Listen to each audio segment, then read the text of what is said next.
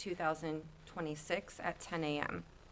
Hello, my name is Erica Agello, and I am the appointed special magistrate to hear today's cases. I'm a practicing attorney licensed by the Florida Bar and board certified in city, county, and local government law. I have been appointed to this position in accordance with the authority set forth in Chapter 162 Florida statutes and the City of St. Pete Beach's Code of Ordinances. I am not an employee of the City of St. Pete Beach, and I do not represent the city here today. I also do not confer with the city's code enforcement officers outside of the hearing process about your cases. It is my role to fairly and objectively review the matters presented. As such, I would like to advise you of certain matters related to today's proceedings. Today's matters will be heard in the order on which they appear on the agenda unless otherwise agreed. Every effort will be made to hear all persons having relevant evidence, arguments, or comments related to the specific case that is being heard. If you wish to speak today, it is necessary that you to be sworn in, which I will do momentarily. All testimony given will be done so under oath, and in all cases, since the city has the burden of proof, the city will present its case first, and the respondent will then be given an opportunity to refute the city's allegations. Formal rules of evidence do not apply to this proceeding. However, I will make every effort to ensure that fundamental fairness and due process is afforded to all parties. After hearing all relevant evidence, I will issue an order. The order will be reduced to writing, and all parties will be provided with a copy, so please ensure that we have your current address or email address. Additionally, you are advised that I do not have authority to grant you a variance, permit, or special exception of any kind. My role is solely to determine whether a city code has been violated and, under some circumstances, to provide reasonable time to correct the violation by whatever means are available to you. Please be advised that you may be subject to a fine, and a lien may be recorded on your property if the violation is not corrected by the compliance deadline, if one is provided. If you wish to present any evidence today, please sign in at the podium before you speak, and it will be necessary that you swear or affirm to tell the truth. Therefore, at this time, I will swear in any witnesses. So anyone wishing to speak today, if you can please stand and raise your right hand to be sworn in. Do you swear or affirm that the testimony you're about to give is the truth, the whole truth, and nothing but the truth? Yes. So sworn. Okay, any changes to the agenda this morning? Good morning, Madam Special Magistrate Pete Dewar, Code Enforcement Manager for the City of St. Pete Beach. Changes to the agenda, case number 2026-0160.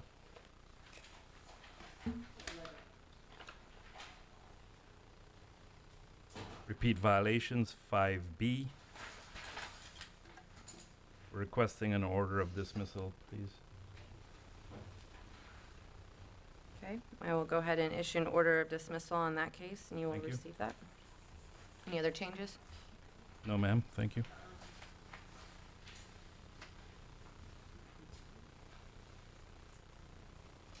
Go for the survey. That's okay. Okay. All right, then I will call to the first case, agenda item 3A, case number 20260150, City of St. Pete Beach versus JSC Group LLC. Good morning, Special Magistrate Ayaka Rectashell, representing the City of St. Pete Beach. This is a status hearing for case 20260150 against JSC Group. Your order had originally given them 7 days to apply for a permit by April 24th, which they did not meet that deadline. Additionally, you had given them additional 45 days to secure the permit by June 1st. As of this morning, the status of the permit is still not opened. Okay, so they still haven't effectively applied for the permit at this point? Haven't secured it, no, due to lack of documentation provided. Okay. They still need to provide more. All right, thank you very much. Is anyone here on behalf of JSC Group LLC?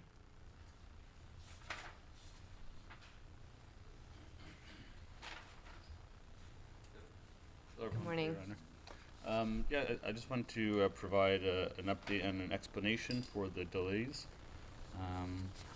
Can I show some evidence here? Absolutely. Okay. So this is the notarized form that was part of the submission package, which I completed on 4/10/26. So this was submitted to the city on 4/24/2026 as PDFs. And so from my standpoint as the owner of the home and the entity, this is as far as I could progress on this permit application as an individual. But now my general contractor and the other contractors have taken over from this point onwards.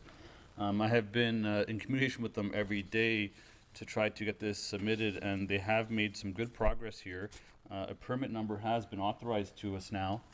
We have completed the full submission The city has informed us on May 20th, after we had submitted, that there was additional requirements for documentation on behalf of our electrician. Our main general contractor, who is also our plumber, has been approved and added to the portal. The electrician is still pending approval. Had we known about this at a time, we would have submitted their paperwork early. This was notified to us, May 20th. I want to respect my electrician. She doesn't want to put her name at risk to deal with the city directly. She prefers to go through a third party, which I think the city allows that option. So I tried to tell her, can you add yourself to the portal? And she said that, I like to work with the third party. She works with a company called Same Day Permits, who I believe the city is aware of. The city has been in communication with Same Day Permits, and they're making progress every day. I thought it would have been fully completed by now, but I think it's a matter of a day-to-day process now. So Same Day Permits is representing the electrician to get all of our paperwork submitted. The plumber contractor have been fully submitted. The full package has been submitted. So I've done everything I can. My GC's done everything he can. The plumber's done everything they can. So now it's just the electrician. And so I'm just here to give you an update and just apologize for the delay, but also tell you I've done everything possible, and our team is working as hard as possible as well. Okay, can you show me again the permit document that you showed me? It looked like it was, permit date's 5/19, and it was issued on 6/18. Oh no, the due date for the NOC. Okay. All right, thank you very much. I appreciate that. Mr. Curtis, do you have anything to add to this? Yes, I'd like to go ahead and call up the building official for the city, Luke Curtis. I saw him creeping up back, so I figured he was going to say something. Good morning, Mr. Curtis. Good morning. For the record, Luke Curtis, building official for the city of St. Pete Beach. So in looking at the permitting record, it is still not complete. So the fees have not been paid on the permit. And there was a couple things called out. So one was a substantial damage, substantial improvement packet that is required for permitting. That was received, but wasn't received until June 1st. But none of this will go into review until the permit fees have been paid. A permit is not deemed to be complete until those fees are paid, so that is holding it up too. As far as the subcontractors would, or lack of subcontractors being listed on the permit would hold it up from being issued, but wouldn't hold it up from us reviewing it. So any scope of work that's outside the contractor, which is a general contractor, so any mechanical, electrical, plumbing, the contractor knows that they've got to list those subcontractors in the permit. So that's all I had on that. Did you have any questions for me? My only question is, if fees had been paid, it would be through the review process. At this point, nothing's been reviewed, and you're saying to me that even if subcontractors like the electrical subcontractor, it still would have been reviewed, it just wouldn't have been issued until that information was... Correct. Okay. Okay. All right, thank you, Mr. Curtis, I appreciate it. I do have another question for the respondent, Mr. Aurora, if you could. Any reason why the fees have not been paid? Oh, I actually would love to pay them. I didn't realize that I could pay them. I thought the contractor information would be submitted first. And it was confusing to me that same-day permits, they almost sounded like they wanted to submit a different method. So I was very confused what they were trying to do. But, hearing that we can still move ahead, I'm happy to pay the fees today. I would have paid them last week or the week before had I known that they could be just paid and taken care of now. Okay, and then my understanding from Mr. Curtis is it still won't be issued until the electrical subcontractor is listed on there. And so, Mr. Ward, do you happen to know when that will be? I was expecting it to be completed by last week, but I'll call them again today, and then, it should be a day-to-day matter. They call themselves same-day permits, so they haven't achieved what they preach, but I hope that they will get it done ASAP. Yeah, sounds like it. Okay, so you don't have any anticipated time and when that will be taken care of? I expect it day-to-day, so I would hope by the end of the week. Okay. All right. Thank you, Mr. Aurora. I appreciate your time. Anything else from the city? Yeah, the city does have a concern. I was contacted by a title company with regards to this property. There is an agreement for sale, I guess, that's going to be pending on July 1st. So There's a bit of sense of urgency if this doesn't get fulfilled. Okay. The city would like to recover. And Fines. so any issuance of fines may, so what, then I guess my question is, what does the city want to do on this one? We would like to pursue $250 day fines from the date of your order, plus 330 admin and any recording fees that may be necessary. Okay. Okay. I am going to find that at the last hearing, I found that the property owner was not in substantial compliance with my previous order, as they had not applied for the permit by the time issued in my order. As the permit has not been issued by the date in my order, which was June 1st, understanding that there were some complications, I still find that the property owner is in violation of the stated code section. This is an after-the-fact permit. And so I am going to go ahead and issue a $250 a day fine until the property comes in compliance. Hopefully that will provide some incentive to get the electrician to do what they're supposed to do, and then get that permit reviewed.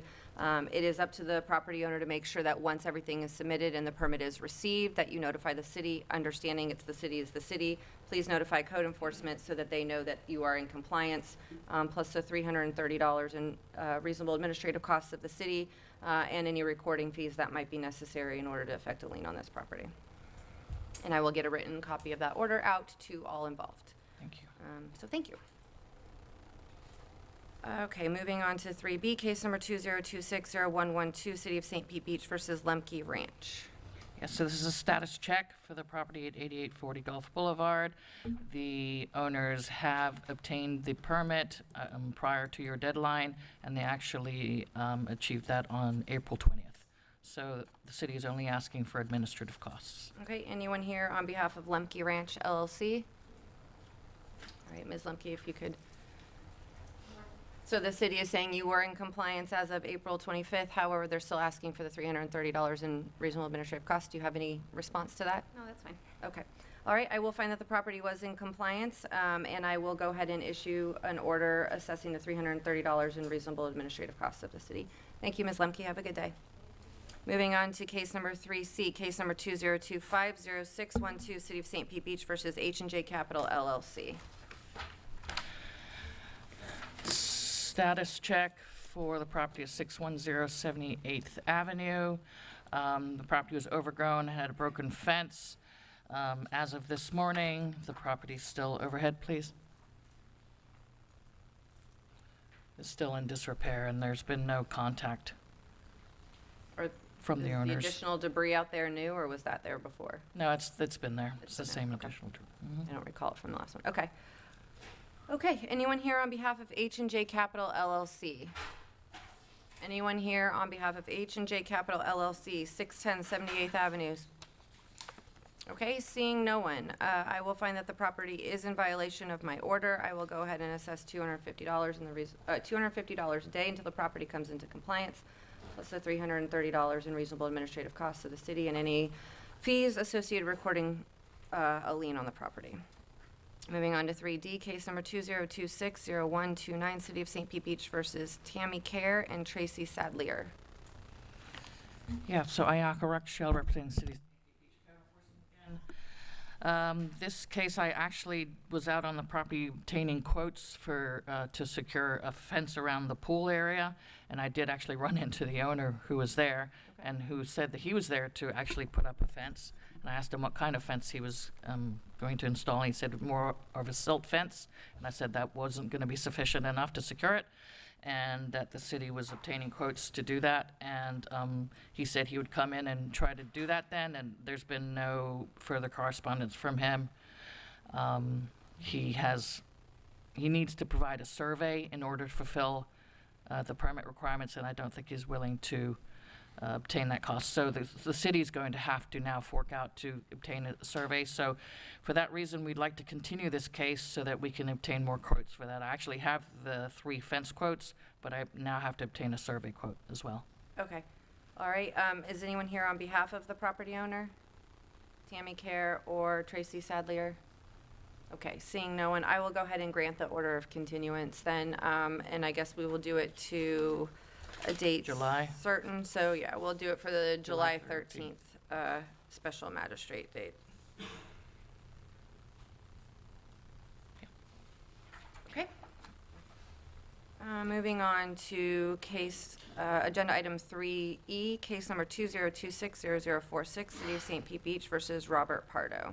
Good morning, Special Magistrate Lucy Knight. Case number 20260046.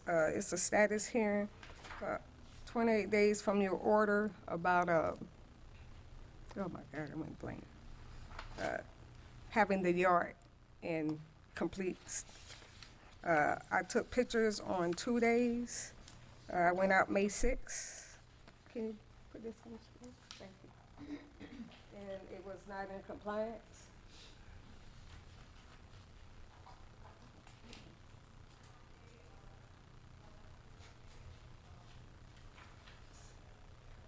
Front yard. The fence was still leaning, and the front porch was not cleaned off.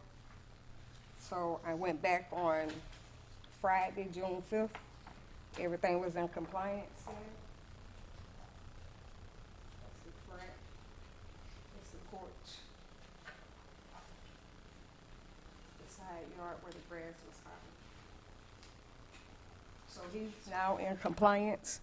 So we're asking for $250 a day, come to a total of $7,000 plus admin fees, $330, and any other recording fees.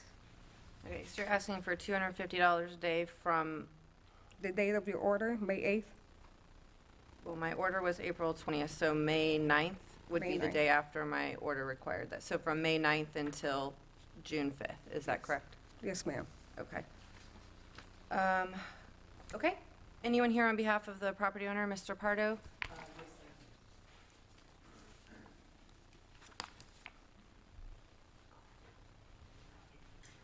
Good morning, thank Good you. morning. I'd like to first extend a thanks for the leniency from last month. I was able to go to Venice and take care of Mom on her special procedure, so thank you for that. Of course. And I want to make sure that I'm clear regarding what I've just heard. It was my understanding that I would be given a time frame to have the property in compliance, and that I was under the impression that there would not be any fees if I did get the property to compliance. That was correct. My order gave you 21 days from the date of my order by Friday, May 8th to get the property into compliance. My order was dated April 20th, so you had until May 8th to bring the property in compliance. That was what I stated at the hearing. And that was what the written order also stated. So there are fees that are being incurred because of from May 8th to beginning When of the June? property came into compliance. Because of me, okay. Well, that was very unclear to me, and forgive me for me being naive, but in that process. What can I do to appeal this? I cannot advise you on what to do to appeal it. That's something that you can talk to the city with about what the process of appeal is, but I haven't even made a ruling at this point. Oh, So, forgive me for jumping the gun. so can you explain to me why you were not able to comply by the date of the order? Yes, I can explain. And I do have text messages here from my landscaper. He had an accident. He's been delaying everything regarding what I planned to do was get a dingo or a bobcat. And the yard was going to be just completely, we're taking out the grass and weeds and everything all together. And he did have an accident. I do have a text here, but he has not been able to provide the services. And I know that people are busy. And I know that when I appeared here 2 months ago, you had offered, you think 30 days would be enough, and I expressed yes.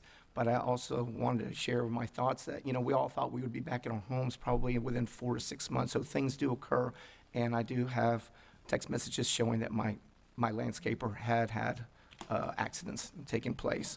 Also had to go down and take care of Mom. She had a stroke, and she had special needs, and she had special procedures. And to get those doctor's appointments done, or at least scheduled, it's hard to get things rescheduled through a doctor's office. As well, TD Bank has held the funds. Those claims checks, those checks need to be issued and endorsed, or the checks that are issued have to be endorsed by the mortgagee. And unfortunately, there's been a delay with that as well. Yeah, unfortunate circumstances, but primarily it was a landscaper and also the trips to Venice, take care of Mom. The fence was repaired, I believe by May 8th. Would I be correct, officer? The fence itself, was it repaired? Yeah. And I've been trying to be in communication with the city, so I appreciate their efforts as well. But I had the fence straightened out, and but I had to use some rope, and then I figured that wasn't working, so I just knocked down 2 panels of the fence and straightened out the rest. So there's been a lot of back work into it. I'll share it that way. Okay. All right, but we do have the property in compliance as of June 5th. Okay, anything else, Mr. Potter, that you think I should know today? No, would you like to see the text messages from No, my I'll list? take your testimony as credible. Okay. I don't believe there's anything more. Okay, thank you. And Ms. Knight, anything else further from the city? Okay, I am going to find that the property was in violation of my order. It did come into compliance on June 5th. I am going to go ahead and issue a $100 a day fine starting on May 9th, the day after the date of compliance in my order, running through June 5th, plus the $330 in reasonable administrative costs of the city and any recording fees associated with affecting a lien on the property. Mr. Potter, you can get with the city to find out what your rights to appeal are or what your rights to reduction in the fines are, but I'll tell you, unless there's anything else that you've given me here today, there's a good chance I'm not going to reduce the fines on that. Okay. Thank you, Mr. Potter, for your time. Have a good day. Thank you as well. Okay, moving on to agenda item 3F, case number 202502220. Good morning, Madam Magistrate, Steve Rivera, City of St. Pete Beach Code Enforcement. This was a status hearing for 1104 Pasagrove Way. I believe our last meeting, the property was scheduled to go to closing on or before June 1st of this year. I haven't spoken with Mr. Starkis. I see he's in the audience. I'd like to bring him up to see where we're at with the sale of the property. Sure, not a problem. Mr. Starkis?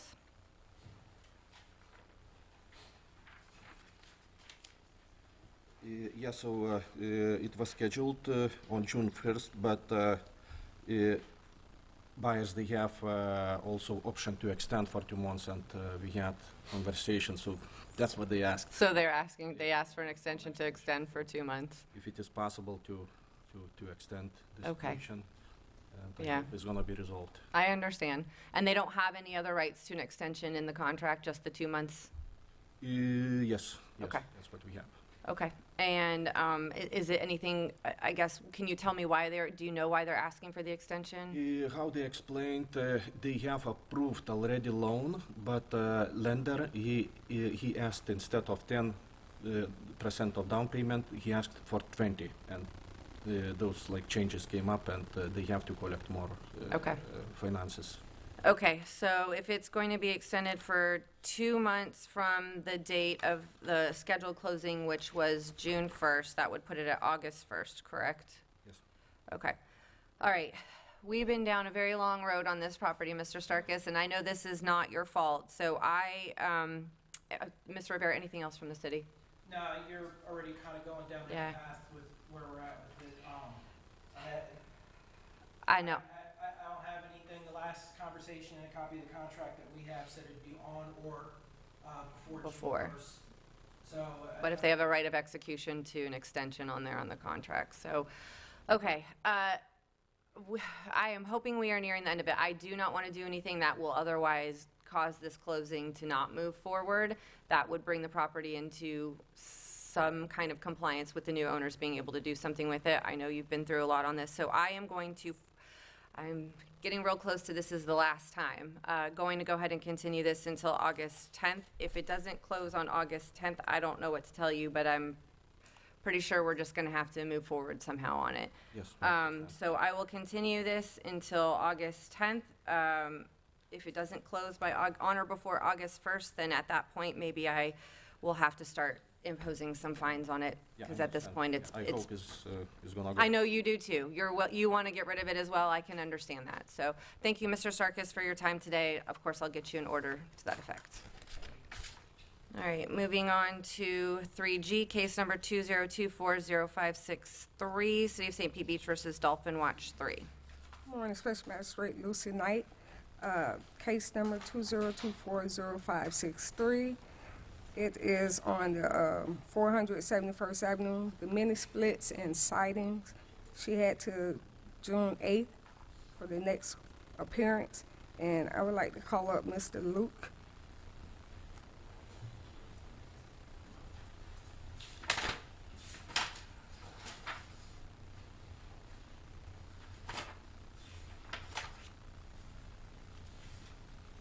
Good morning, Mr. Curtis again. Good morning. So this property is one of several that are on a list of properties that there are estimated storm damages of. That hasn't been rectified yet. We haven't seen any permits come through for it, and we haven't seen proof that it wasn't damaged from the storm. So we need one of those two things to clear this up on that matter.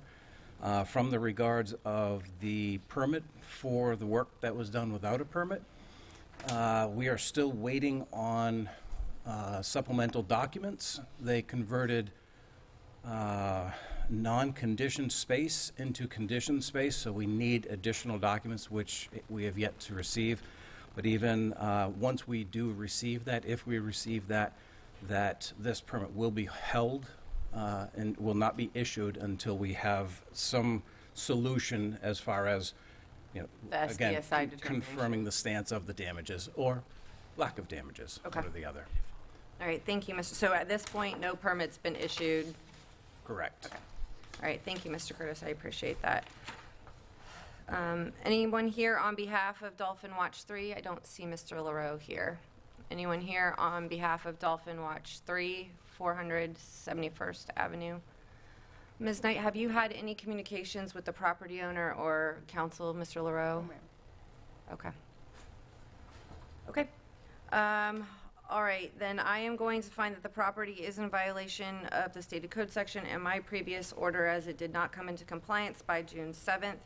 I am going to assess a $250 a day fine from June 8th until, which is today, until the property comes into compliance, as well as, Ms. Knight, the administrative fines were Yes. 300, how much were they? 330. Okay, the $330 in the reasonable administrative cost of the city and any recording fees for affecting the lien on this property.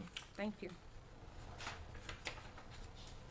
All right, moving on to 3H, case number 202300606, City of St. Pete Beach versus Mark Broderick and Lynn Broderick.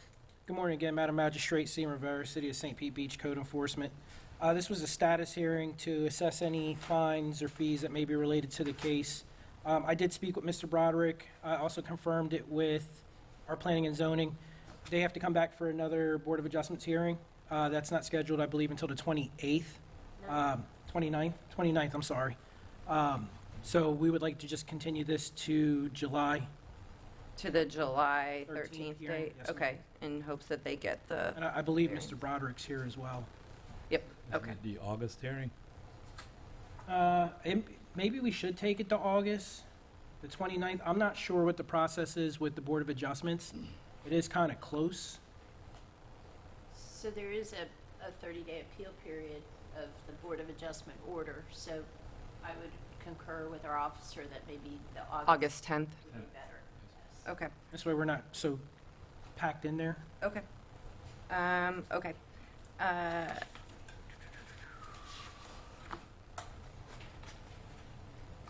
All right. And Ms. Bolton, it was Mr. Broderick's here. You have counsel with you too today? Okay. If you could please come up and let me know, their city is looking to continue this to August 10th. Is that acceptable to you and your client? Yes, it is. We have the board meeting scheduled, as Mr. Rivera said, on June 29th. We've had a certificate of completion issued by Mr. Martinez as far as the variance application, and we're proceeding with preparing for that hearing. Okay. Meeting. Okay, well, in that case, then we will continue this hearing until August 10th. I wish you luck in your variance hearing, and if we need to, I'll see you then. Thank you. Okay, and moving on to 3I, case number 202600138, City of St. Pete Beach versus Timothy Wheeler and William Dudley, Estate of.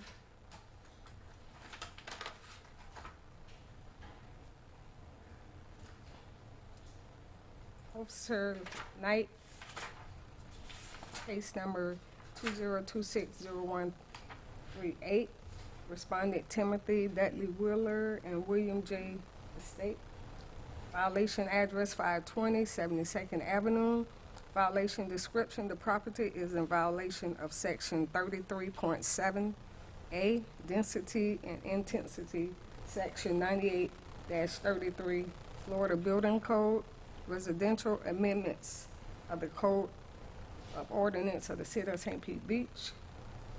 Case summary, initial inspection 3/9/2026, notice of violation dated and mailed certified 3/30/2026, notice of hearing dated and posted on the property 4/16/2026. This is the affidavit of posting. It is true and accurate on the date that it was posted. This is the Zillow description of what it shows as how the place is at the bottom level. This is the picture on Zillow.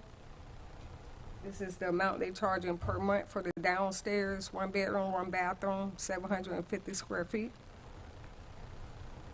This is the Zillow picture.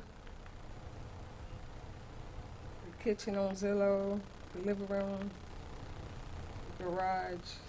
This is the garage. When we went inside, we had got permission to go inside by the owner. This is the bathroom downstairs. This is the kitchen. That's what it looked like when we went inside. That's from the outside. This is the living room area, the bedroom, and this is the entrance to the apartment. Little extra closet they have with a hot water heater and stuff. Property must obtain a permit to remove the living space below the base flood elevation. Property is not in compliance. Recommended fine is $250 per day from the date of your order, plus $330 administrative costs and any recording fees that may be associated with this case. I was going to call up Mr. Luke so he could explain more. Officer Knight, are those pictures that you took true and accurate? Yes, Please state that for the record. I did. You did not.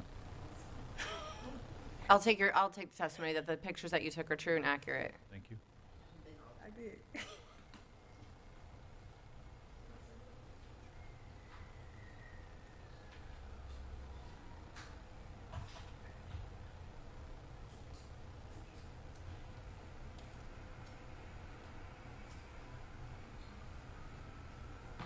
Good morning again. Good morning, Mr. Curtis. So this property, this home was built in 1984, which is post-firm, which means it's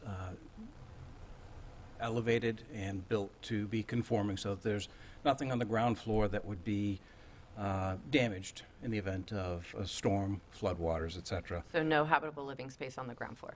Correct. Property appraiser shows the ground floor as having garage finished and enclosed porch. And that's the extent of it. The base or living area is shown on the upper level. So for this structure, by finishing that off, it makes it a non-conforming structure, and therefore we wouldn't be able to issue any permits until that is corrected. For the sake of the storm damages, it's actually listed in our, prior to this, it's listed in our system as being elevated and conforming. So that, it missed that portion of a substantial damage inspection or assessment. So from that perspective, we need to make sure that the finished work, that ground level is reverted back to what it was originally. Do you know if they received a permit for, at some point, if it was built in 1984 and it was otherwise converted from non-habitable living space to habitable living space, do you know if they received a permit to make those changes? There are, that's the wrong one. Let me just pull this up a second here.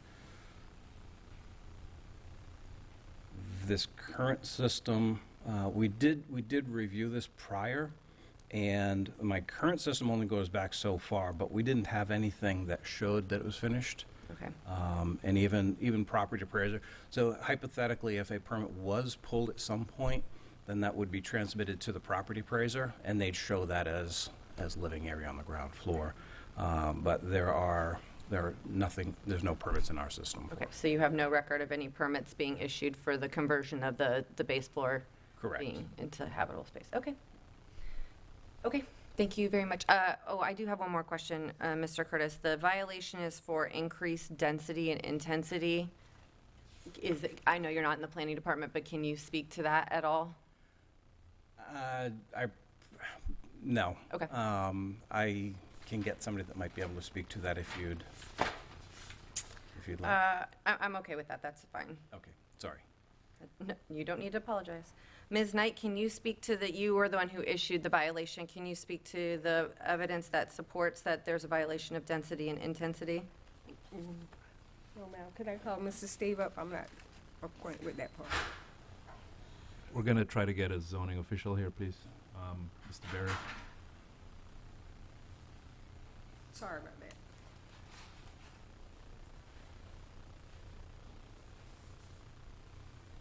And then, Ms. Knight, can you answer for me, is the violation just for this single unit or for the building as a whole? Just the bottom level, the base level. Okay, so then my question is, how can you have a density or an intensity violation for talking about 7.5 units per acre if this is only a single unit? 7.5? It says 7.5 units per acre and regulated pursuant to 3.10C, minimum lot is 50 feet. Oh. So that's the density that you're allowed to have, and it's usually with regard to an entire building on a parcel has to do with the density. So my question to you is, how are they violating the density? I don't know how many units are in the building. I don't know if this gentleman owns the whole building. I don't actually know that converting this to habitable living space actually violates any type of a density. Oh, yes, I don't know. Mr. Luke. I think they're trying to get a planner in here, but, so just to add to that, property appraiser shows it as a single living unit. So if they've added that unit in the bottom floor, so now they're Increase, but non-conforming. they still may be under the allowable density for that property. I have no other information on it, so. Yep, I just wanted to throw that out there. The Thank you. Property appraiser shows it as a single family. Yeah, I appreciate that, Mr. Curtis.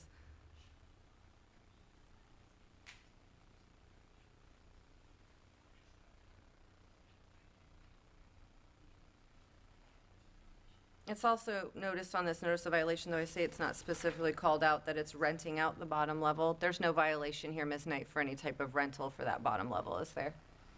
From when I spoke to the homeowner, that they said they was renting the bottom level. I understand what they said. My question is, your notice of violation says illegal conversion of residential home, renting out bottom level, but neither of the actual code sections is for renting the bottom level. So I just want to clarify, you're not seeking anything on the rental of the bottom level? Okay, thank you.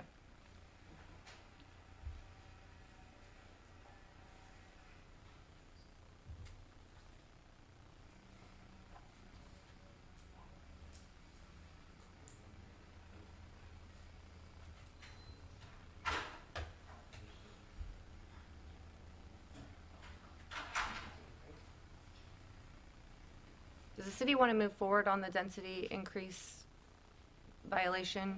Your Honor, we were discussing that, if it would be okay, maybe a 5-minute recess, so we could get the planner here and provide the required testimony.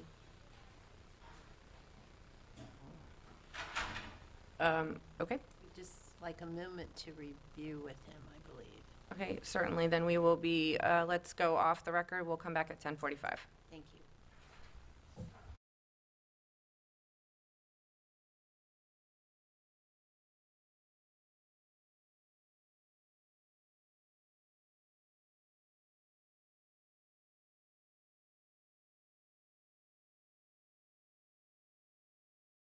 Process.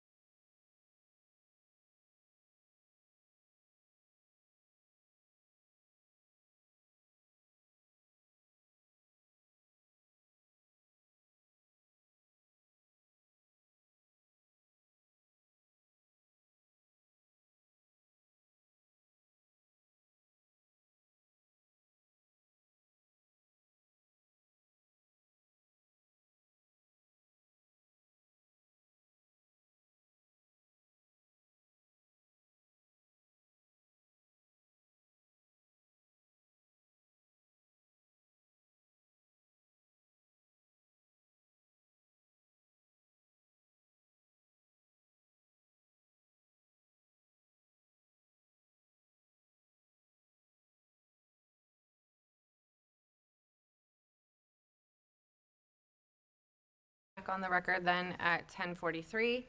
All right, Ms. Knight, you had the planner who, thank you. And I will need to swear you in. You could raise your right hand. Do you swear affirm the testimony you're about to give is the truth, the whole truth, and nothing but the truth? Yes. So sworn. If you could state your name and then tell me what you got to tell me. Brandon Berry, senior planner with the City of St. Pete Beach. This property was cited for a violation of Section 33.7 of the Land Development Code, which states that existing legally non-conforming residences and single residential lots that do not abut Gulf Boulevard shall be limited to a density of 7.5 units per acre and regulated pursuant to another section of the city's code. Based on the lot area of this property, which is just under 5,500 square feet, it would be allowed one residential dwelling unit. The definition for a dwelling unit in the city's code, this is found in Division 2 of the Land Development Code, is that there be complete internal circulation to all rooms within the unit and that they be limited to one kitchen. My understanding, and I haven't seen the case files, is that there is no internal circulation with the unit that is upstairs. There is also an additional kitchen within the ground floor dwelling unit. We would consider that under the Land Development Code to be a second unit, which is not allowed based on the city, or based on the property's size. Okay, so just for clarification, this says it's for existing legally non-conforming residences. My understanding is that with the expansion of the second unit, that would be a illegal non-conforming addition. So that would, in addition, violate the density. Correct. Okay. That's our understanding. Okay. All right. Thank you. Yes. Your Honor, if we could, if with your indulgence, if we could put those photographs that Officer Knight has, just so that our planner can refer back to those, so that he was able to personally observe the photographs, which have been, I believe, authenticated and sworn to as accurate depiction. And this is all the ground floor Yes. dwelling? Okay. Yeah, it's based on the photos with the presence of the kitchen and no interior connection with the unit upstairs, we would consider this a separate dwelling. Okay. Thank you so much, Mr. Yeah. Berry. I appreciate your testimony here today. Okay, anything further from the city? No. Okay, is there anyone here on behalf of the property owner, Mr. Wheeler, or anyone else? If you could please state your name for the record. Daniel Disbro. Mr. Wheeler is not available and Mr. Dudley is deceased. So, And what is your relationship with Mr. Wheeler? I live in the upper unit. He's a family member. Okay, do you have anything like an affidavit or anything that says that you have the ability to speak on behalf of Mr. Wheeler, power of attorney? Thank you. You can just put it on the overhead.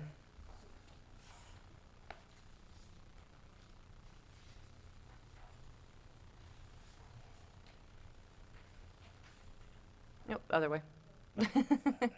You had it right the first time. Story of my life. You need all these documents for the power of attorney? Nope.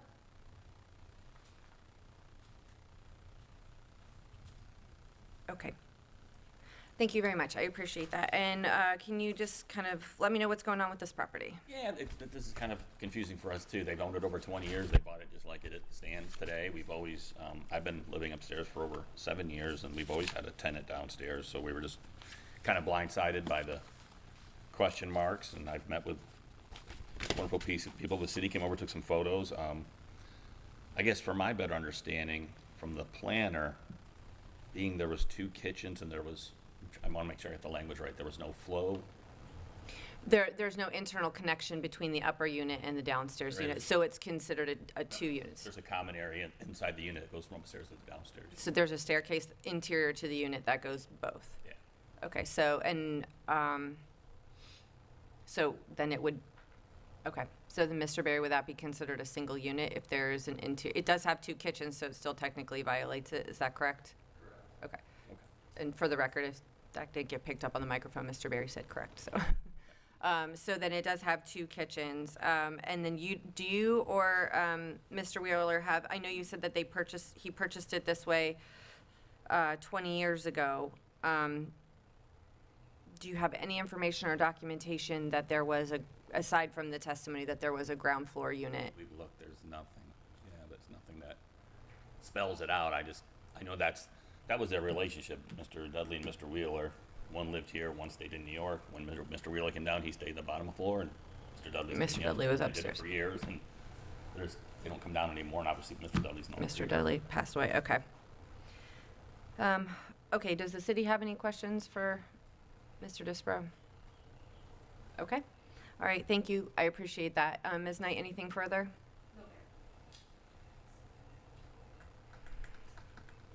Okay, and the city has no proof that it wasn't otherwise permitted?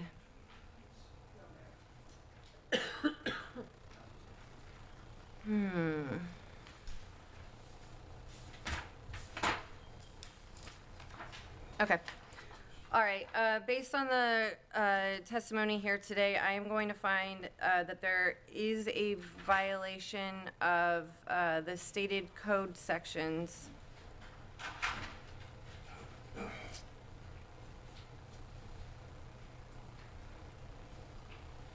Well, yes, I'm going to find that there's a violation of the stated code sections. I don't know, Mr. Disbrow, if there's a grandfathering process or anything like that that's related to this that you might be able to go through with the city, so I suggest talking to the city about that. But I am going to give you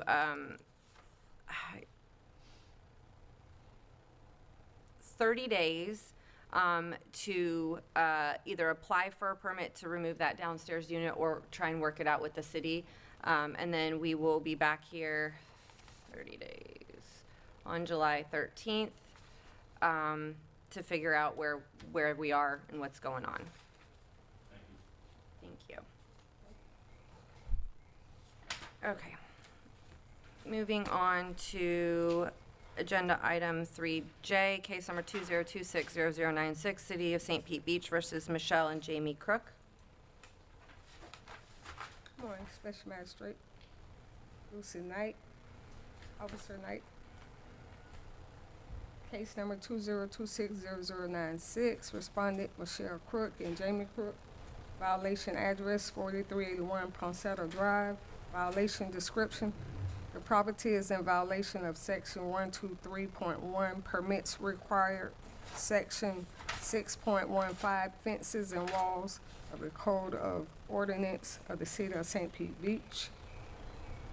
Case summary, initial inspection 2726, notice of violation dated and mailed 3526, notice of hearing dated and posted on the property 3/19/2026. Affidavit of posting, which is true and accurate on the day that it was taken. This is the picture of the unpermitted fence. Picture of it going past the seawall. Extending more than 4 feet in height. Property must obtain a permit for the fence, lower the fence to 4 feet, and not go past the seawall. Property is in compliant now. Recommended fine is $330. Administrative costs and any recording fees that may be associated with this case, and this is the fence is now down to the proper size. I'm sorry. Okay. Now down to the proper size. And when did the fence come into compliance? Do you know? Whatever date that either they notified you or that you came?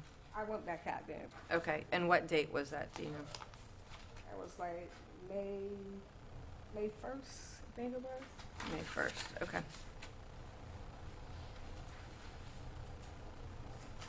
Sorry, my camera wasn't working right that day, so I don't have a date on it. Okay, no worries. All right, anyone here on behalf of the property owners, Michelle Crook or Jamie Crook? Anyone here on behalf of the property owners, Michelle Cook or Jamie Crook? Seeing no one. Okay, I will find that the property was in violation of the stated code sections, but is now compliant as of May 1st. I am not going to assess any fines, but I will assess the $330 in reasonable administrative costs of the city. All right, agenda item 4A, case number 20260196, City of St. Pete Beach versus Aspen Home Solutions, LLC. Good morning, Madam Magistrate, Steve Rivera, City of St. Pete Beach Code Enforcement.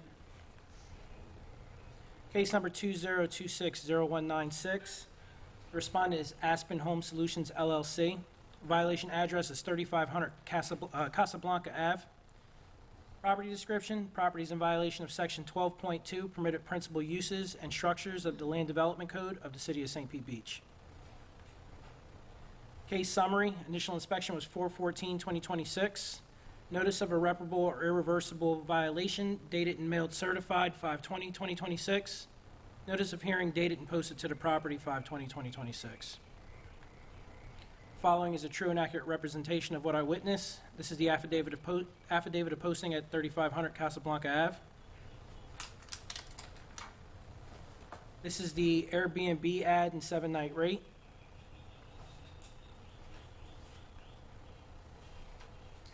This is the review. So the reviews in green, the area that this home is located, they are permitted to have 3 short-term rentals within a 12-month time period. So the 3 reviews in green are permitted. Looking at it here, it looks like there's 3 in March. And then there are 2 in April of 2026. This is the Airbnb review policy.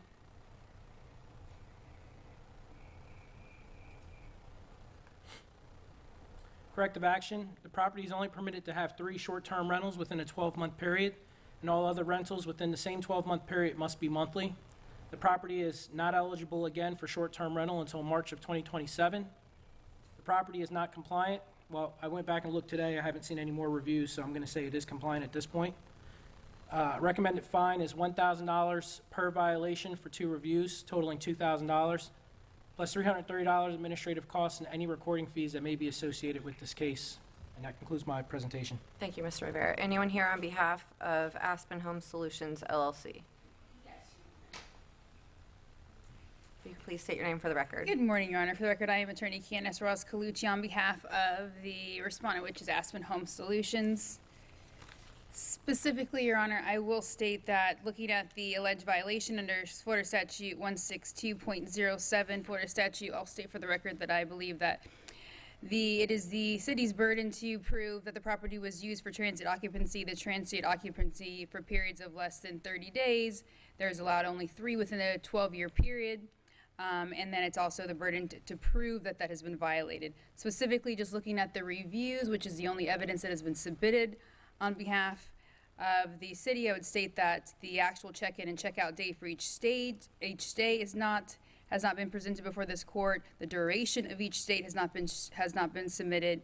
Whether each stay was less than 30 days, whether each review corresponds to a separate reservation, whether each review corresponds to a separate transient occupancy, whether the review dates correspond to the dates of occupancy, or if that's just when the person actually made the actual review, the beginning and end of the relevant 12-month period. The statute states that is allowed to be 3 transient stays within a 12-month period, and so it was not stated exactly when those 12-month period per statute would actually begin.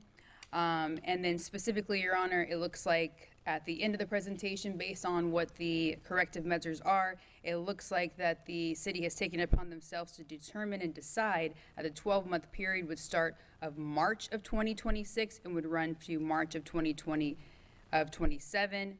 So if, even with all of those lacking of information, even if those all were stays that were transient, I would say, why wouldn't the city just decide that the stays at the 12-month period doesn't start until April of 2026 to April of 2027, and then there would be no violation at all.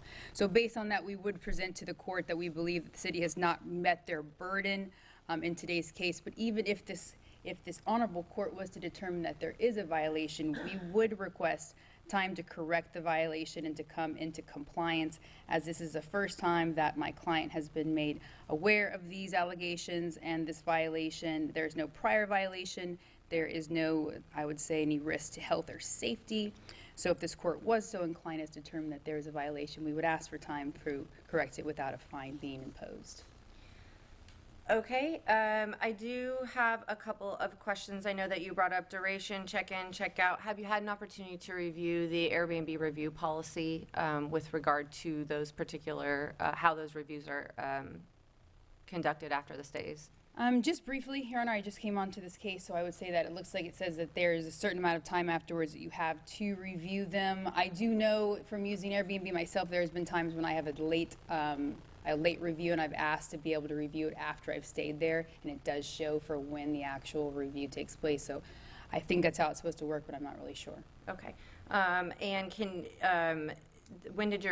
do you know when your client purchased the property? Not specifically, Your Honor, but I can find out. Did you purchase, do you remember? If you could come up, if you haven't been sworn in, I'll swear you in and you can testify to that. I believe last year sometime. Okay, and can you state your name for the record? William Dinez. Okay, and you said last year sometime, so sometime in 2026, or 2025. I've already hopped forward a year.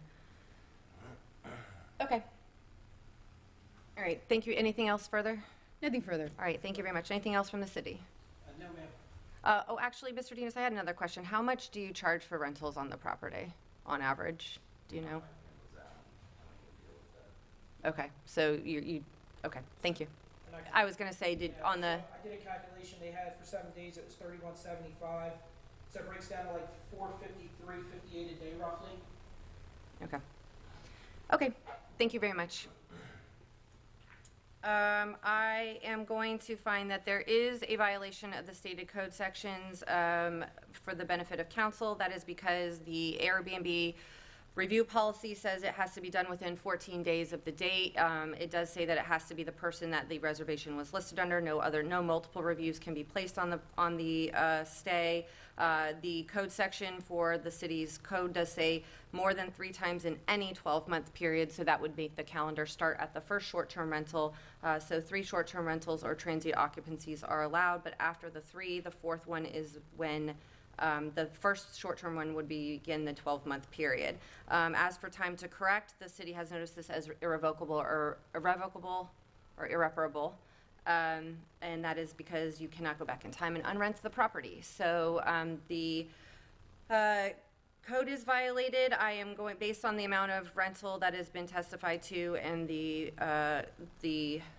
nature of the violation and the city's stance on that, I am going to go ahead and issue a fine of $1,000 per each rental for a total of $2,000 plus the $330 in reasonable administrative costs of the city.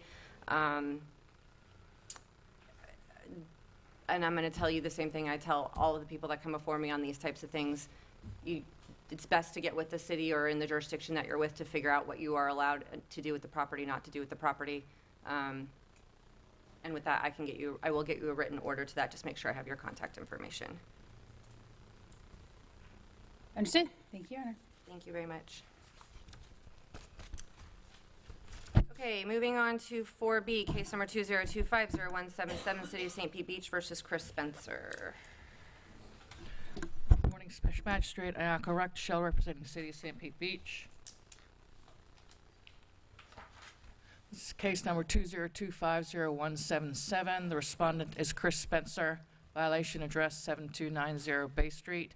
Violation description: the property is in violations of sections 98-123.1. Permits required of the Code of Ordinance of the City of St. Pete Beach. The case summary: initial inspection, March 19th, 2025. A courtesy notice was dated and mail certified March 20th of 2025. A notice of violation was dated and mailed on April 7th, 2025. And the notice of hearing dated and posted on the property as of May 19th, 2026. This is quite an older case. This is a true and accurate description of what I witnessed. The affidavit of posting on the property at 7290 Bay Street. So these initial pictures of the new fence that was erected post the storm as of March 19th, 2025. It's a beautiful new fence. These are from March of 25. A stop work order was actually issued on June 9th of 2025 by the building official for repairs that were being done on the property. And these are just some of the latest pictures of, up-to-date pictures of the current fence that was unpermitted.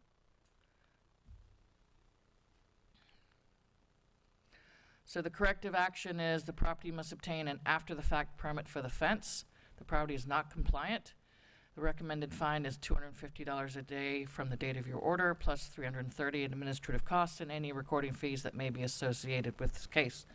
I do note that they have permits for this property, but for other hurricane repairs with respect to the interior, one permit has not been opened as of this date due to additional document revisions needed, and their second permit that they have has been opened, but that only applies for windows and doors. So we're just seeking a permit for the fence in particular. Okay, so they have permits on the property for other work being done, but as far as the erection of the fence, there's no permit Correct. for that fence. Okay. All right, thank you very much. Anyone here on behalf of the property owner, Chris Spencer, or is Mr. Spencer here? Okay, if you could please come up, state your name for the record. Yes, my name's Chris Spencer, and I'm very hard of hearing, so I couldn't hear her talking. That's why I read lips. Okay. And he can help me because I have autism as well. Okay. So I'm a little handicapped. And, really upset about what's going on. Okay, if you could tell me about what's going on, because it seems to me from the city's point of view, permits have been issued on the property, but no permit was issued for the fence. That was not included in any of the plans. And so the city is just looking for an after-the-fact permit for the installation of the fence. Okay, I read lips, but you went too fast. I'm so sorry. Could I probably catch up with that? So they just want an after-the-fact permit for the fence, is that Mhm. correct? And, Something about the fence? yeah, we need to, after-the-fact permit for the fence, we need to apply for that, and is that Okay. gonna keep us Let me, from being? no, can I? Yes, sir. The fence, actually, in front of that place, actually, we got almost, I think, $40,000 to put that one fence up. And when I started the fence, I didn't have to have a permit. And because anything under 6 feet we could do, but we had to make sure it was on our property, and we did. But then they decided that I needed permits after I started. And then we get somebody to get the permits, but he takes the money and doesn't get the permits. So finally I put up the permits. So he took, actually, I gave you the papers, almost $40,000.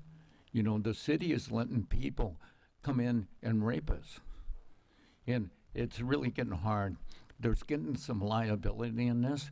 Right now, we lost about $800,000 since we've been closed because we're keeping our staff going.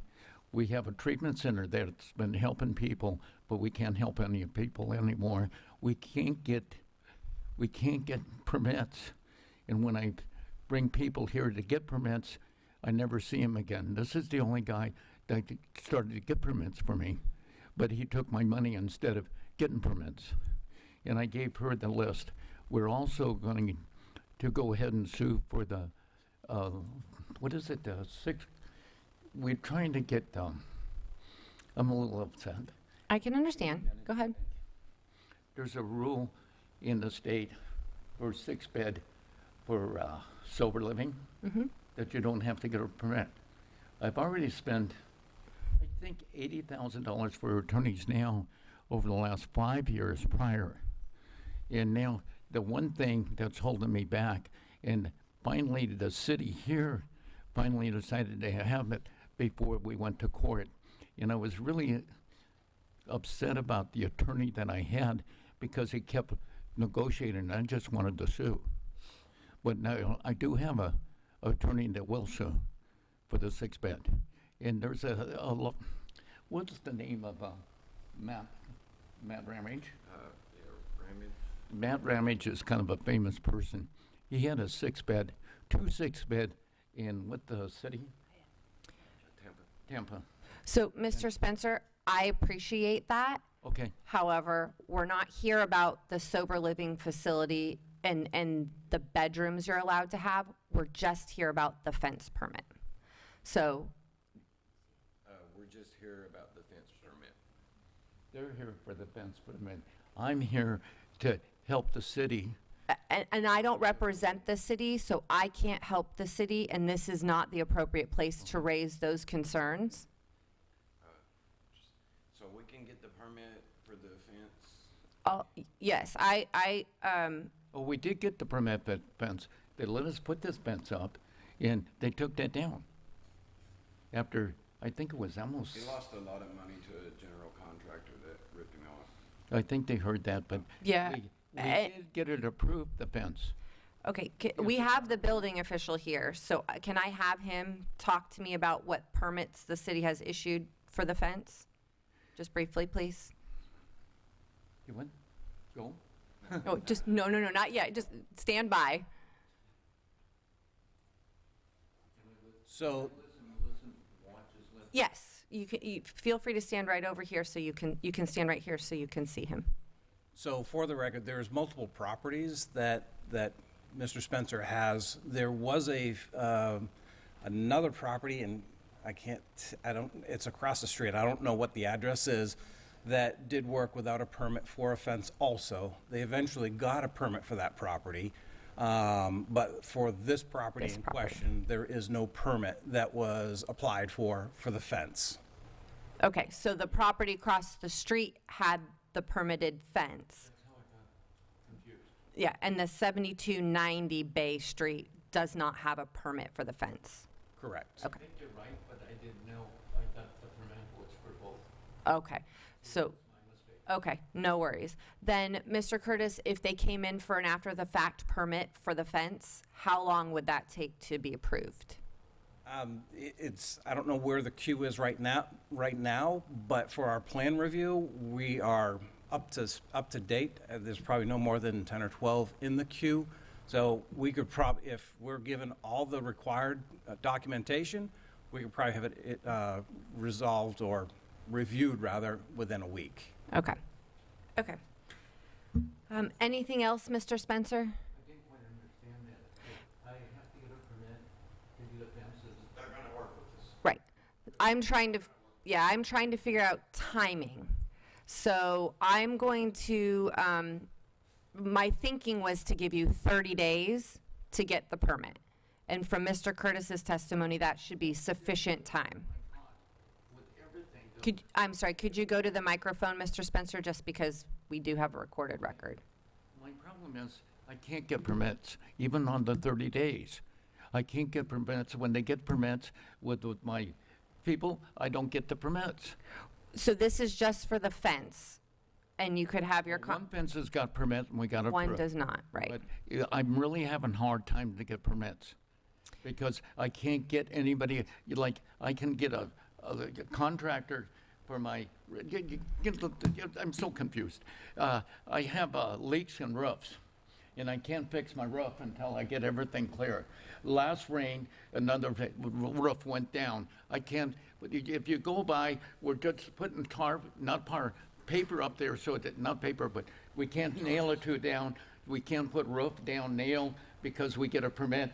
So I think we spend at least $100,000 for roofs coming down in rain for the last, how long? It's been a while. It's been a long while. And now, I really I'll take the fences down. I don't mind taking the fences down. I'll take them all down if I can get a permit for a roof. Mr. Spencer? Like a permit for a roof. Mr. Spencer?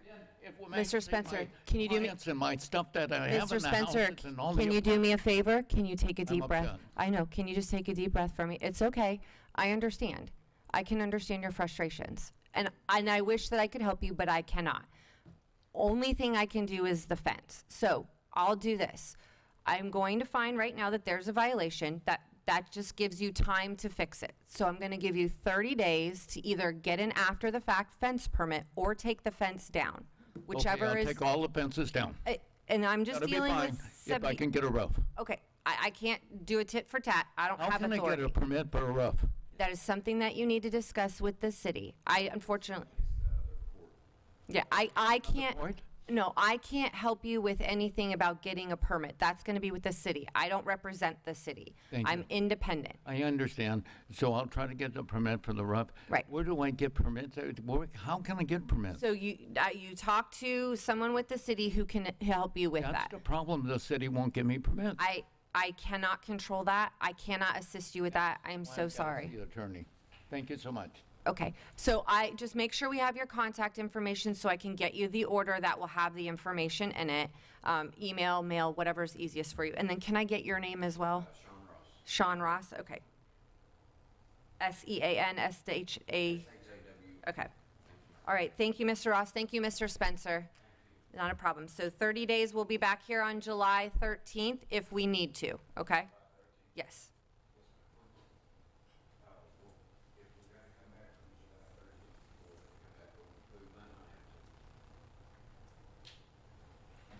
Okay. Moving on to repeat violations, 5A, case number 2026-0257, City of St. Pete Beach versus Hurricane Lounge, Inc. Good morning again, Madam Magistrate, Stephen Rivera, City of St. Pete Beach Code Enforcement.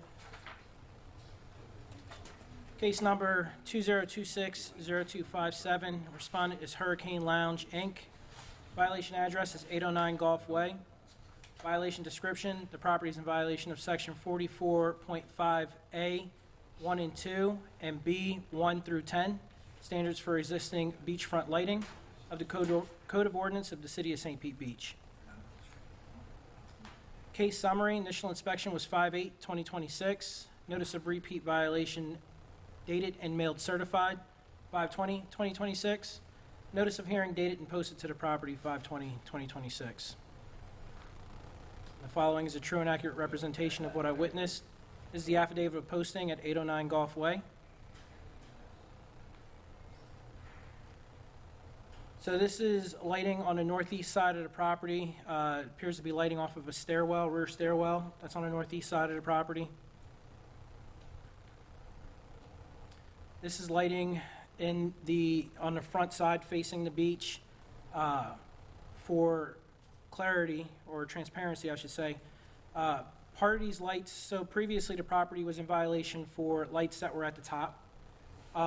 Unfortunately, due to the hurricanes and the beach renourishment, the landscaping has changed at the beach, bringing some of the properties that, lighting that may have not been in violation previously, in violation now. This is another section from the front of the beach there. I've circled it in red for, so you can highlight it. The initial inspection, the lights at the top there were on. I was back out over the weekend. Those lights were not on, and the string lights that were circled on the bottom right were no longer on as well. Corrective action, the lights on the property must be turtle light compliant, shielded, or turned off. Property is not compliant. Property is a repeat violation. Recommended fine is $500 a day from 5/8/2026 until compliant, plus $330 administrative costs and any recording fees that may be associated with this case. And that concludes my presentation. Okay. Anyone here on behalf of Hurricane Lounge, Inc.? If you could please state your name for the record. Falkenstein, 809 Gulf Way, St. Pete Beach. I never received in the notice a copy of these pictures, number one. Number two, if you go and see the description of loggerhead turtles, if a human being is taking a picture this way, the loggerhead turtle, which is about the size of a silver dollar, is down there. They won't even see that light. And it states that once a turtle does see a light and it disappears, it's a little disoriented, and then it turns around and goes back towards where the stars are and the moon. So I appreciate that, but the code section says that any such light sources that are visible from the beach, it does not say visible by whom on the beach. It just says that are visible from the beach. So I think it's of the perspective of the person viewing it, not the turtle, which I can appreciate what the intent of the lighting code is for, but that I am bound by the the words on the page. So I guess my question to you is, I know that you had either replaced or turned off some of the lights previously. Mr. Rivera has said that because of the change in the landscape, what the ones that were not otherwise out of compliance are now because the dunes have changed. Do you have any plans to, it seems to me like that first floor would be hard to just turn off the lights and have your patrons not be able to I found use a those lights. documentation that was sent to me on the FDEP Certified Wildlife Lighting Program. And I just received this a day and a half ago. And on there, it has suggested lighting, and as well as I received the new code that St. Pete Beach might be adopting. I don't know if they are or not. It's more restrictive to let you know. Well, then we don't want to be underneath that one right now. We certainly aren't. If Right. it hasn't been adopted by the city commission, then we But don't. if I can get a copy of the lights that are not compliant, now some of them have this wrapping on it. It's a tint, it's an orange tint that we put up, and they're recessed into the overhang and lights down. I can replace those with the lights that they're suggesting. I think the issue that I have here is that, you know, and to me, it's not so much the first level lights, because you were not here before about the first level lights. And to Mr. Rivera's point, there was a change in the landscape. It's a technical repeat violation, but I can do it from an equitable perspective. My problem is the lights on the top that you've already been here about. So can you explain to me what happened with those? I mean, did you just turn them off last year to become compliant? Is that kind of what happened? Could you show me that picture again? Yeah, and I don't think Mr. Rivera, the city's trying to hide the ball on you. They're not required to send you the pictures with the notices. It is what it, Yeah. These lights here, there were string lights that were up.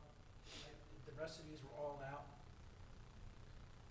And for the record, Now- I did take a knee at the beach. The beach is longer now. They did a renourishment.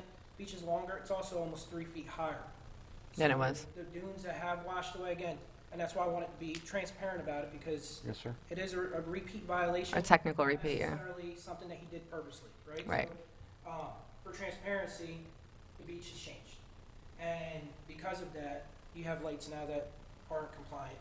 Like I said, these rope lights, I didn't see these on Sunday. I did see these. And then there's another, you gotta remember too, there's an opening where Paradise Grill is at. So looking from there where it's open, the side, the corner, which would be your, A sign light? the northwest corner, right there on the corner there, that light is actually peering right through those Adirondack chairs that are sitting along. So just to be mindful about it. Again, last year, Yes, sir. but, I mean, we're 3 feet taller now, and the beach is longer. So that was the reason why I brought it back in. But these were the lights that I was concerned with there, and then, like I said, these underneath here. Let's see. Everything else up here looked good. And then when I did the re-inspection, there was like stairwell lights here. I know there's a light back here for the parking lot, that's not yours. But there's a stairwell here. These lights were on, they weren't on when I came back out on Sunday. Okay.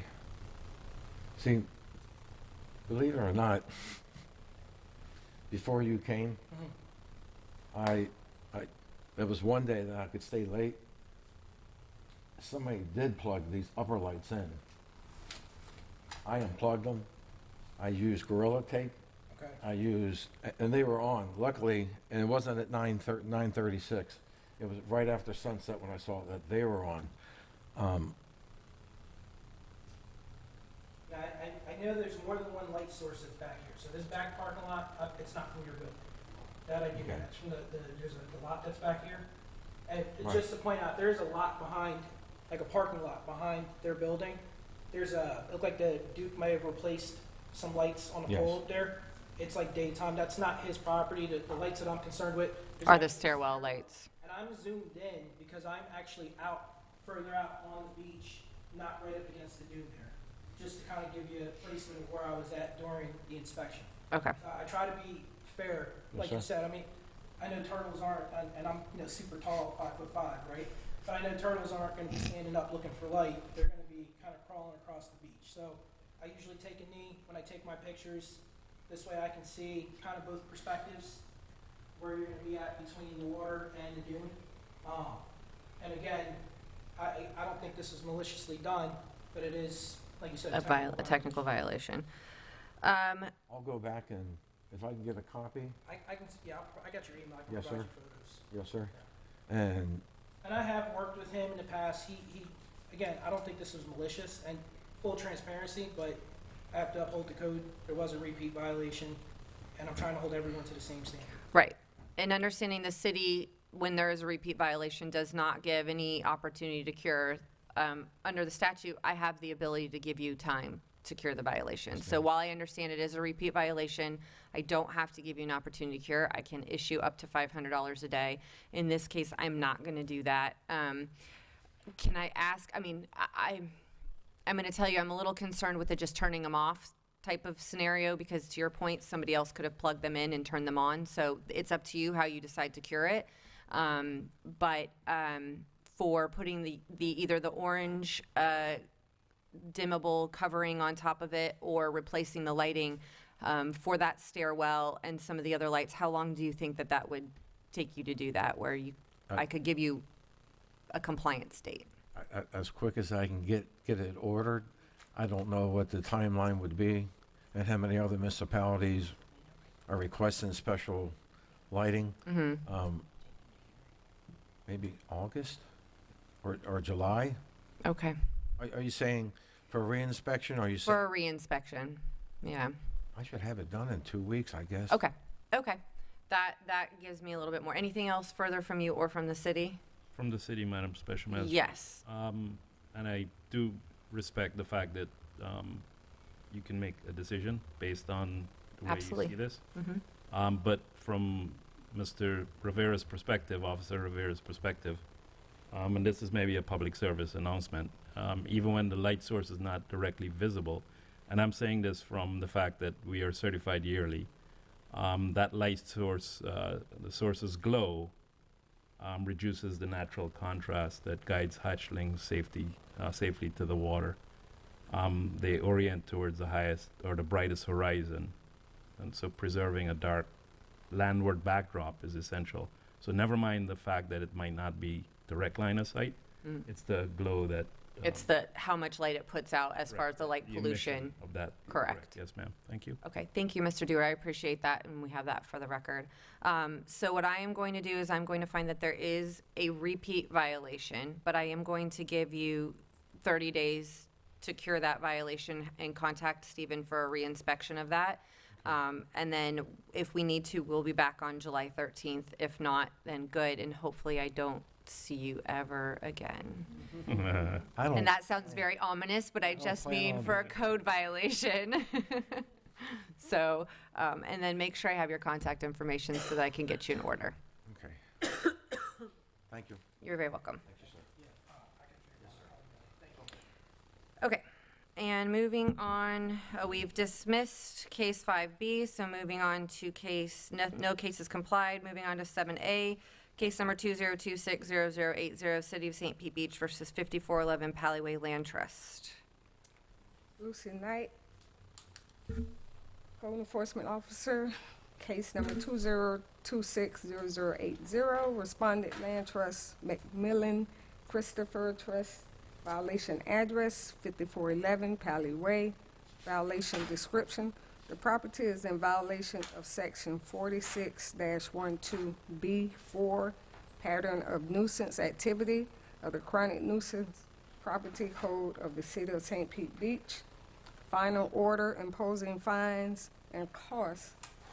Code Enforcement Case 2025-0056 on 7/14/2025. Violation of sections 46-33, enumeration, 98-64, general maintenance, 98-65, unsightly conditions, and 98-66, residential and commercial property maintenance. Case summary, initial inspection 1/15/2025, notice of nuisance dated and mailed certified 4/28/2026, notice of hearing dated and posted on the property 4/28/2026, affidavit of posting is true and accurate on the date that it was posted. This is the recorded lien on December 9th, 2025. This is the St. Pete Beach unsafe structure, which was posted on 2/10/2026. Nuisance of inspections where the pool frame has fallen and the pool is unsafe. The bay window is cracked. The window up front is broken out. You can't really tell, but it's broken out. And a lot of debris is in the front yard, poles.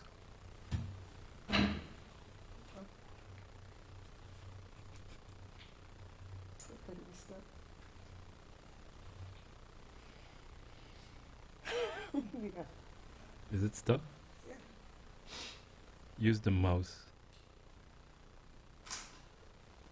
Yep.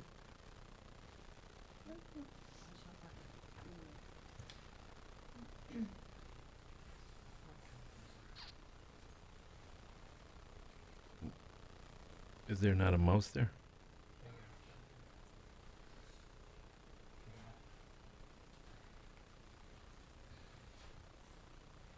This is part of the pool and the fence where it was in disrepair. The siding of the house where they got a lot of trash and debris just thrown to the side. This is where the pool pump is and more trash and debris. This is a better picture of broken out window. This is another broken window on the back by the pool and more furniture and stuff. The fence is broke. A pattern of nuisance exists, sections 46-143A, and the property is declared a chronic nuisance. No written action plan has been received, section 46-143B. The city would like a chronic nuisance service order, section 46-146, to board up the property for safety reasons and environmental conditions, and the house may be hazardous to health. Recommended billing costs of services to abate the nuisance, the amount of approximately $20,000 plus $330 administrative costs and any lien recording fees that may be associated with the case. I have a estimate of what the price would be for boarding up the home. And is it just for boarding up the home, or is it also contending with clearing the property and Clearing the property, boarding up removing the pool home. cage, Yes. securing the pool? Everything is included in that fee. Okay. Could you please Do you have a copy for present the that for the record? magistrate? Okay.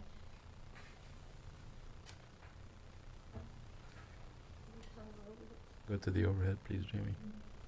This is damage control construction. Could you zoom in, please, Jamie? This is the breakdown from boarding up the windows, painting to make it waterproof and stuff. Removing the frame from the bay window. Landscaping, cleaning, removing, and disposal of all the yard waste. The deck and securing up the pool. Removing partial of the pool enclosure. And it came to a total of $19,043.87. This is the inspection, and they just broke it down for us. Okay.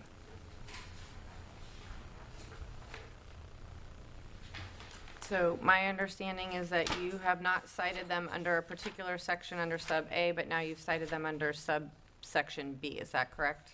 Yes, ma'am. Okay. All right. Anyone here on behalf of the 5411 Palliway Land Trust or Christopher McMillan as trustee? There's nobody here, but I just want to make sure that I call for that. Okay. Because of how it is presently cited, I can find that there is a pattern of nuisance activity because the city's code does go ahead and state that a pattern of nuisance activity under 46-142 subsection B is a failure to correct code violations by the time ordered by the special magistrate in any order entered pursuant to section 22-277 of this code. That is also a definition of nuisance activity under sub A number 33, which it also could have been cited under. Because of that, I have the ability to allow, to declare that this property, well, I guess it's already been declared that this property is a nuisance by the city.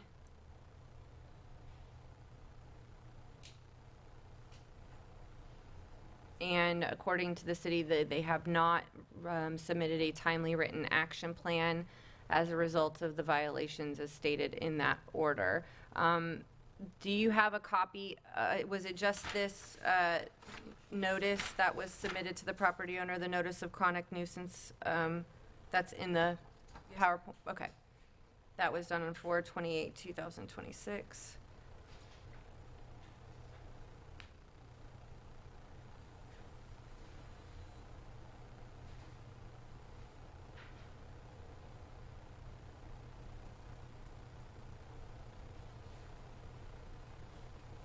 Okay.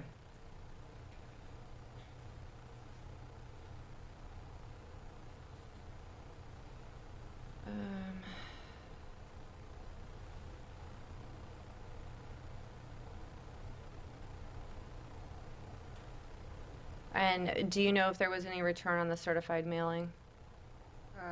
No returns. Okay. I think they returned one time and that was it.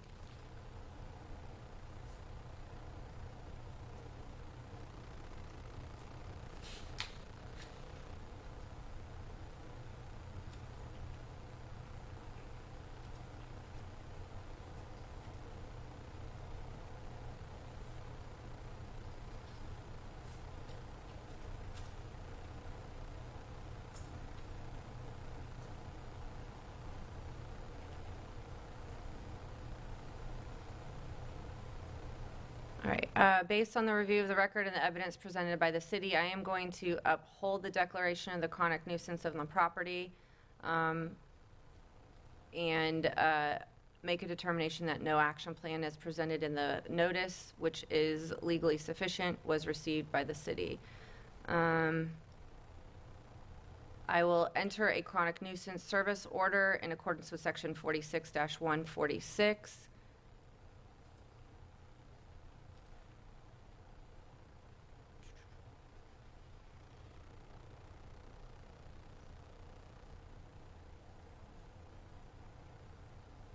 I will authorize the city to provide chronic nuisance services to the property, which will include those items that were listed on the quotation that was entered into evidence.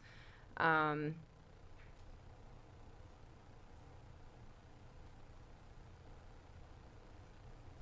I will retain jurisdiction on this for a 1-year period.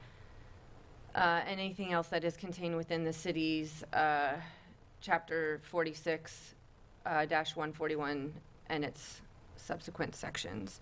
And then assess when the city does finally abate the property, I will just need to see a copy of the actual amount so that I can impose that amount as far as any type of fine imposed cost imposed to the property owner. Yes, ma'am. And I will get that all to you in writing. The last time that I entered one of these, my office was responsible for recording the chronic nuisance order. Is that what the city would like to proceed with again, instead of the city recording it? Okay. All right, I will go ahead, and that is my order on this property, and I will get a written order to that effect. Thank you. As soon as possible. Okay, moving on to 7B, case number 2025069, City of St. Pete Beach versus Annie Nguyen and Jimmy Trong. Ayako Rakdashel, Code Enforcement, City of St. Pete Beach. This is case 2025069. The respondents is Annie Nguyen and Jimmy C. Trung. Violation address 205 55th Avenue. Violation description, the properties and violations of sections 46-142B4, pattern of nuisance activity of the chronic nuisance property code for the City of St. Pete Beach. The final order imposing fines and costs was number 2025-0069 on 10/10 of 2025. Violations of sections 46-33, enumeration, 98-64, general maintenance, 98-65 unsightly conditions, and 98-66 residential and commercial property maintenance. The case summary initial inspection was on January 11th, 2025. A notice of nuisance was dated and mailed certified on April 28th, 2026. Notice of hearing dated and posted on the properties April 28th, 2026. This is a true and accurate description of what I witnessed. This is the affidavit of posting at the property address 205 55th Avenue. This is a copy of the recorded lien as of December 4th, 2025. The structure was deemed unsafe on February 10th, 2026 by the building official. And these were the pictures taken by the myself and the building official upon inspection of the property. Some of the interior. This is a picture of the pool in the rear of the property along the water. Picture taken of the total collapse of the roof. It's exposed to the elements. More substantial damage. That's with the building official. Again, no roof at all. Leak damage. Lots of debris on the property. The corrective action is that a pattern of nuisance exists, section 46-143A, and the property is declared a chronic nuisance. No written action plan has been received, section 46-143B. The city would like a chronic nuisance service order, section 46-146, to demolish the property for safety reasons and environmental conditions in the house which may be hazardous to health. The recommended billing cost of services to abate the nuisance is in the amount of approximately $35,500 plus 330 administrative costs and any lien recording fees that may be associated with this case. I do have the estimate here from the same contractor as the previous case from Damage Control Construction. It totals $33,837.71, but we have to include approximately $1,400 for asbestos testing when they demolish the property. So that brings it to that $35,500. This is the breakdown of how they came up with that $33,000. And Ms. Rectorshell, could you put up the notice, the chronic nuisance notice that the city had submitted to the property owner? Yes.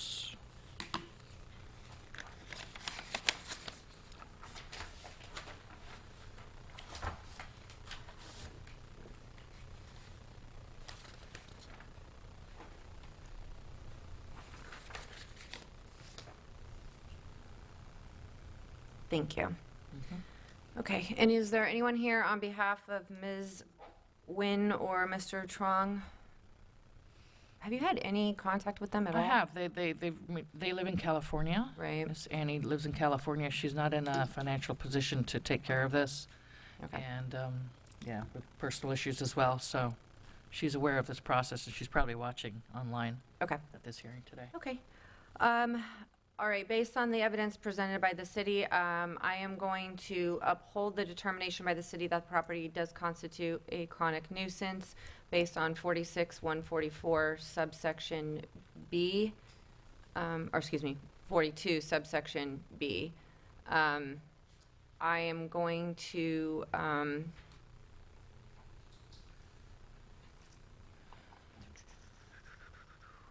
enter an order finding that the city is authorized to abate the chronic nuisance and provide the chronic nuisance services to the owner. I will accept the copy of the quote for the $35,000, but of course the city will need to come back to impose the actual amount of the costs when that final tally is provided. And then I will go ahead and certify or excuse me, get a certified copy recorded for this and provide same to the property owner. And retain jurisdiction for the period of 1 year to deal with any future abatements that are necessary underneath the chronic service nuisance order.